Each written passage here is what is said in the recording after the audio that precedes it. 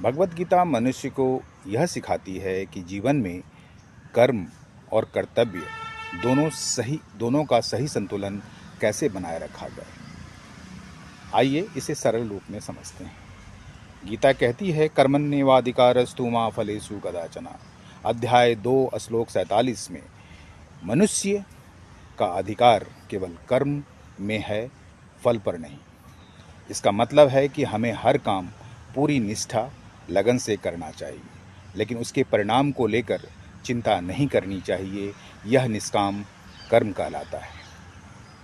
इससे मनुष्य कर्तव्यनिष्ठ बनता है, यानी वह अपने काम को पूजा की तरह करता है। कर्तव्य को समझें तो गीता सिखाती है कि हर व्यक्ति का अपना स्वधर्म होता है, यानी कर्तव्य है।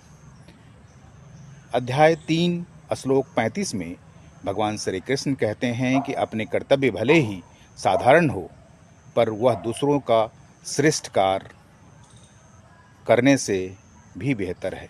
यानी किसी और के काम को नकल करने से बेहतर है कि अपने दायित्व को पूरी निष्ठा से निभाया जाए।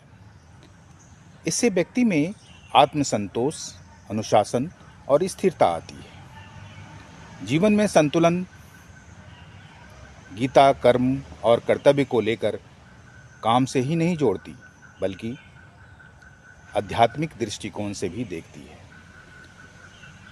कर्म को ईश्वर को अर्पित कर देना चाहिए, इससे मन शुद्ध होता है। योग कर्मसु कौशलम। अध्याय 2 श्लोक 50 में श्री कृष्ण कहते हैं, कर्म में कुशलता ही योग है। जब हर व्यक्ति लगन, विवेक और समर्पण से कर्म करता है तो उसका हर कार्य पूजा बन जाता है। अब हम संक्षेप में बात करना चाहेंगे। गीता मनुष्य को सिखाती है कि बिना स्वार्थ को कर्म करो, अपने कर्तव्य को धर्म समझकर निभाओ, फल की चिंता छोड़ दो और हर कर्म को ईश्वर को समर्पित करो।